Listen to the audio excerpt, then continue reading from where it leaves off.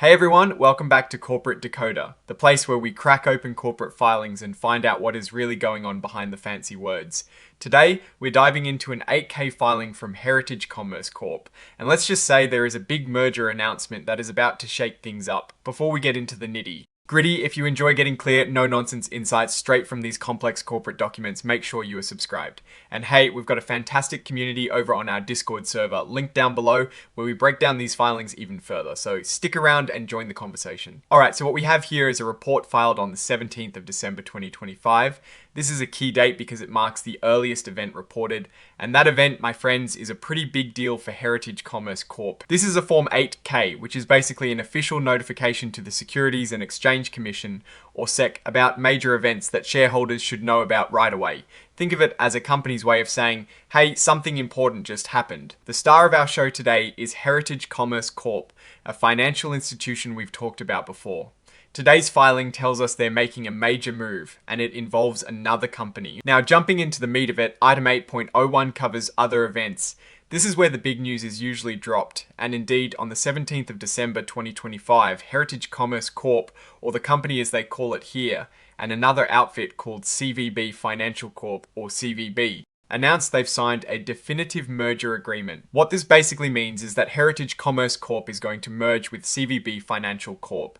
CVB will be the main company that continues to exist after the merger. And not only that, but Heritage Bank of Commerce, which is a part of Heritage Commerce Corp, will also merge into Citizens Business Bank, a part of CVB, so in simple terms, Heritage is being absorbed into CVB. This is a pretty significant consolidation in the banking world. Then we move on to item 9.01, which is for financial statements and exhibits. This is where they tell us what other documents are being filed along with this report. The most important exhibit here is exhibit 99.1, which is the actual joint press release announcing this merger. Anything of substance from that announcement is usually brought into this 8K report for official record. Now, this next part is super important, and it is something you'll see in almost every SEC filing. It is the cautionary note regarding forward-looking statements. Think of this as the companies telling you, hey, we're going to say some things about the future, but please don't hold us to every single word because a lot can happen, and reality might be different. They're basically hedging their bets and covering themselves legally. They're talking about plans, expectations, and how they believe this merger will benefit both companies, including things like future earnings and something called tangible book value per S-share, which is a fancy way of saying the actual net worth of the company on a per-share basis. They also mention the expected timing of when this deal will be finalized. And then comes the laundry list of risks and uncertainties. This is where they spell out all the potential reasons why this merger might not go as smoothly as planned. It is a long one, but let's pick out a few key things that might impact the outcome. One major worry is integrating Heritage's business, its people, and its customers into CVB's operations. Merging companies is incredibly complex, and if they can't do this smoothly, they might not achieve the expected savings or benefits, which they call synergies. They also mention higher than expected costs to make this merger happen. Deals like this involve a lot of legal fees, advisory fees, and other expenses that can add up quickly. Another risk is customer loss, or what they call deposit attrition. When banks merge, customers can get nervous and move their money elsewhere.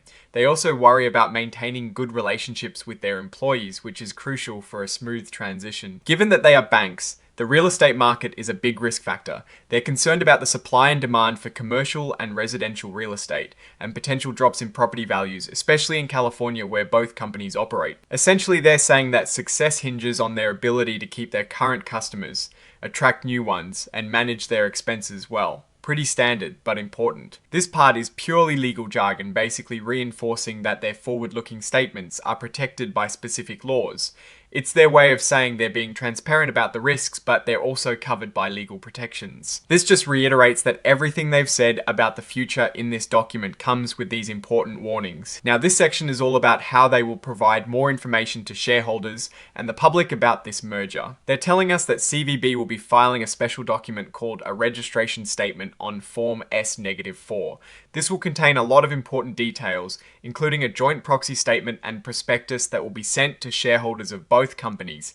This is where you'll get all the nitty-gritty about the voting process and the details of the merger. They are strongly advising all shareholders of both companies to carefully read through all these upcoming documents before they vote or make any investment decisions.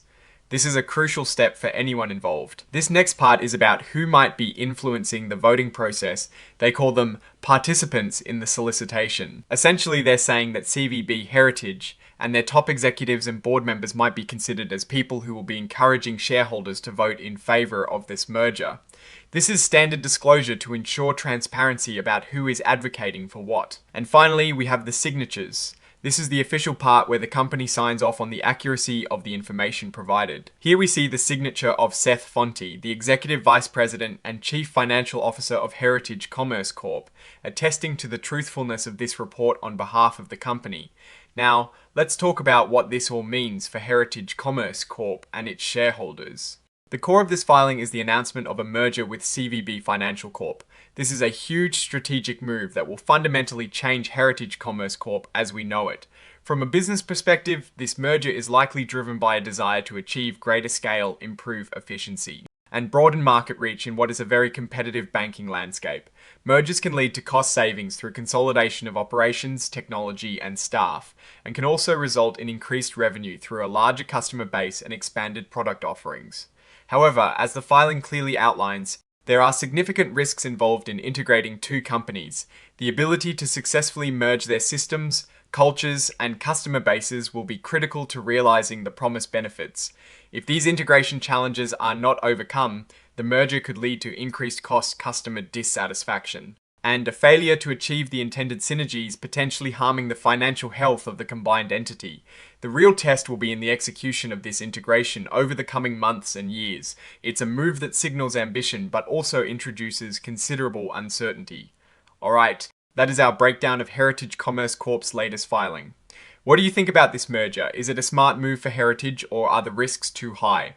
Let us know your thoughts in the comments below.